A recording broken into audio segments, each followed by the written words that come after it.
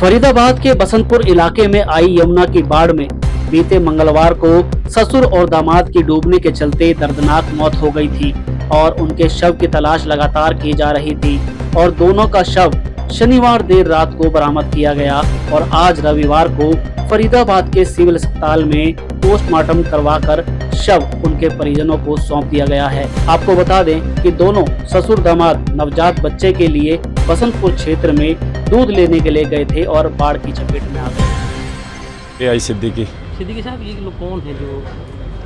ये दोनों हमारा इनसे पारिवारिक संबंध था जी। ये दोनों जो है, एक जो बंटी है उसको अभी बच्चा हुआ था 20 दिन पहले। मिसेज को? हाँ, तो वो बेटा तो वो उसके बच्चे का दूध लेने जा रहे थे। अच्छा, इनके साथ सागर था, इनका फादर इन लॉ था। अच्छा, सागर और बंटी। हाँ, अब ये समझ नहीं पाए। 6 बजे आए थे वो, कोई अटल चौक है वहाँ पे सामान लेने के लिए, बसंतपुर इलाके में। बसंतपुर इलाके में। यो वापसी में इन लोगों ने देर कर दी, 4 घंटे लग गए। अच्छा। और वापसी में जो इन्होंने देर कर दी, इन्हें अंदाज़ा नहीं लगा। आए तो पानी इतना था कि वापस जा सकते थे, उसी हिसाब से ये वापस गए। मगर पानी काफ़ी, तकरीबन 3-4 फुट पानी बढ़ चुका था। दोनों तैरना नहीं जानते थे। अच्छा। जिसकी वजह से ये हादसा 11, साढ़े 10, 11 के बीच में ये हादसा गुजर गया। लोगों ने समझाया, लेकिन इन्हें कॉन्फिडेंस था कि हम वापस चले जाएंगे। लोगों ने रोकने की कोशिश की। हाँ, कुछ लोगों ने रोकने की कोशिश की, ये माने नहीं। अब अफसोस इस बात का है कि दोनों नौजवान बच्चे, दोनों की उम्र 25 साल, 26-25 साल है। रिश्ते में ससुर दामाद लगते हैं? हाँ, वो सागर फादर इन लॉ है बंटी का। अच्छा अच्छा। और 1 साल पहले शादी हुई थी। बच्चा भी हुआ था सागर का? हाँ, नहीं, वो बंटी का बच्चा हुआ था। हाँ, बटला हाउस में एक बटला खिलने के वहीं वो बच्चा नॉर्मल हुआ था। कितने दिन का बच्चा? 20 दिन का? महीने दिन अब हुआ। उसके लिए दूध लेने गए? दूध लाने गया था। साग सब्जी भी नहीं थी, तो वो सोचे कि बच्चे वापस लौटने में इन्होंने देर कर दी। पानी का ग्राफ बढ़ गया। अब ये हालात नहीं समझ पाए, वापसी में ये हादसा हो गया। बहुत दर्दनाक हादसा। वो घर पे थे ना, वो घर में थे। ग्राउंड +1 है, तो ये लोग फर्स्ट फ्लोर पे थे। बाद में उनका रेस्क्यू किया गया? हाँ, बाद में मंगल के दिन का ये बात है। हादसा ये मंगल के दिन हुआ रात में। और ये कल बॉडी मिली है। प्रशासन ने हेल्प किया। नवीन नगर थाने के रमेश चंद साहब हैं, उनका योगदान बहुत अच्छा रहा। बहुत अच्छा योगदान रहा। जो भी स्टाफ रहे, इन्होंने पूरा SHO जो हैं पाला थाना का, इनका योगदान बहुत अच्छा रहा। इन लोगों ने बहुत अच्छा काम किया। तो 2 दिन बाद मिली बॉडी? कल मिली है। ट्यूसडे की रात को हादसा हुआ और कल फ्राइडे को तकरीबन 2 बजे के बाद पता चला बॉडी का कि कहीं पे फंसा हुआ। हाँ, काफ़ी दूर था।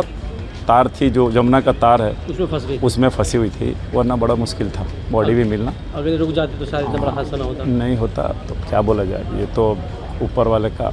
तो आर्थिक स्थिति अब खराब हो जाएगी, कोई मुआवजे की मांग सरकार से? अब ये सब, अब आदमी चले जाने के बाद से आप मुआवजा दो, कुछ भी दो, क्या मिलेगा? आदमी वापस नहीं आता, मुआवजा क्या है? आदमी चाहिए, पैसे तो आदमी कमा लेता है, ज़िंदगी नहीं मिलती वापस। तो जो भी हुआ बड़ा दुख है। और जो है, सरकार को उस इलाके के लिए सोचना चाहिए। मुझे वो है कि हरियाणा सरकार ने नायब सैनी साहब को सोचना चाहिए, या तो प्रॉपर्टी डीलर जो होते हैं, जो सेल परचेस करते हैं, जो ऐसे गरीब लोग सस्ते के चक्कर में बस जाते हैं आबादी को, और वो कोई वहाँ पे इंतज़ाम नहीं, काफ़ी डाउन है, हर साल का मामला है। तो गवर्नमेंट को मेरी उम्मीद है कि इस पर एक्शन ले। कॉलोनी कौन सी है वो? बसंतपुर कहते हैं उसको। तो अवैध रूप से काटे गए डीलर? पूरा कोई डीलर सामना करने को तैयार नहीं, कोई डीलर कोई अपनी जिम्मेदारी लेने को तैयार नहीं। कोई डीलर आके सस्ते में दे के बसा देते हैं, बाद में महंगे कर देते हैं। ये जो कॉलोनी और कोई हैं, इस सारे डीलर जो भी हैं, उनके साथ तो कानूनन कार्रवाई ऐसा करे कि अनऑथराइज्ड कॉलोनी को लोग कंस्ट्रक्शन करें ना, बसने ना दे। बाद में वो लोग गरीब आदमी बसते हैं, ऐसे में गरीब मारे जाते हैं। मिडिल क्लास वाले, लोअर वाले मारे जाते हैं, खरीद मकान बनाते हैं, बाद में गवर्नमेंट तोड़ती है, डीलर अपना पैसा भर लेता है जेब में। तो इस पर तो सख्त कानून ला के और इस पर सख्त कार्रवाई करनी चाहिए। लोगों की जान वापस नहीं आएगी, गरीब आदमी का। ठीक है। एक शिकायत मिली थी जी, अपना शकीला खातून है लेडीज़, उन्होंने शिकायत की कि उनका पति सागर व दामाद बंटी, मोहम्मद बंटी है, वो गुम है। घर से आए थे सामान लेने के लिए मार्केट और वापस नहीं गए घर पे। सिर्फ इनक्लेव पार्ट 3 जो बसंतपुर कॉलोनी लगती है, उसमें जो कि यमुना डूब क्षेत्र है, उसमें ही रहते थे। तो वहाँ से हालांकि पहले भी प्रशासन द्वारा काफ़ी अलर्ट किया गया था, लोगों को अवेयर किया जा चुका था भाई यहाँ से निकलो, यमुना में जो बाढ़ का वो आ रहा था। तो उसके बावजूद ये लोग उसमें रुके हुए थे। वहाँ से ये दोनों बंदे रात के समय घर से आए थे, तो आने पर नेक्स्ट डे इनकी पत्नी ने, जो शकीला खातून ने जो शिकायत दी थी, वह इस तरह से वो 2 बंदे मिस हैं। मिसिंग की तुरंत FIR करते हुए पुलिस ने तुरंत बिना किसी देरी के पताजोही की गई, लोगों में इन्वेस्टिगेशन पाया गया कि ये लोग रात को किसी बंदे ने वापस जाते हुए दिखे करीब 10 से साढ़े 10 11 बजे।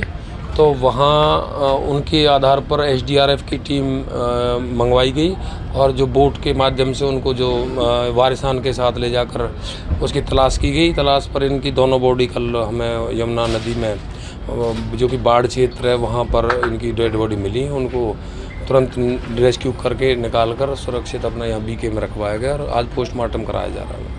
तो दोनों रिश्ते में ससुर दामाद थे। हाँ, रिश्ते में। बताया जा रहा है कि वहाँ पर जो उनके परिजनों ने बताया कि उन्हें रोकने का प्रयास भी किया गया था, लेकिन वो लोग रुके नहीं।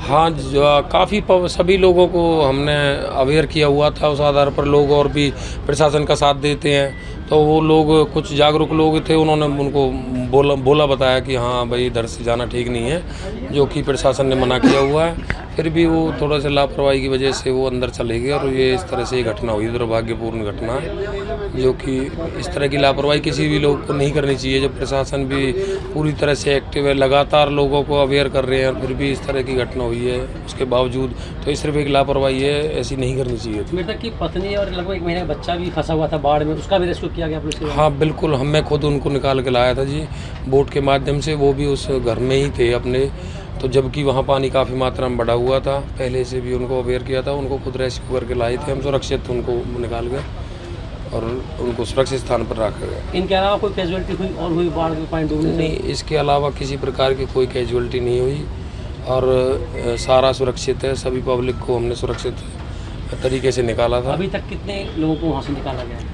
वहाँ से करीब लगभग 200 से 250 लोगों को हमने रेस्क्यू किया था, जबकि बाढ़ के दौरान जो लोग फंसे हुए थे घरों में, काफ़ी प्रशासन के समझाने के बावजूद भी जो लोग घरों से नहीं निकले थे, अंदर कुंडी बंद करके खुद रुके हुए थे, तो उनको काफ़ी हमने अपना मुनादी के जरिए, लाउड स्पीकर के जरिए बोल कर काफ़ी कहा गया था।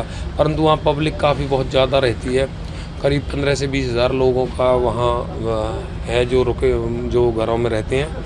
वो डूब क्षेत्र काफ़ी करीब 2.5-3 किलोमीटर के एरिया में वो कॉलोनियाँ हैं, सिविन क्लिप पार्ट 1, 2 और 3। तो सभी लोगों को लगभग निकाल दिया गया था पहले ही, फिर भी कुछ जो लोग बचे हुए थे उनको भी बाद में 250-300 के करीब थे, उनको निकाला गया।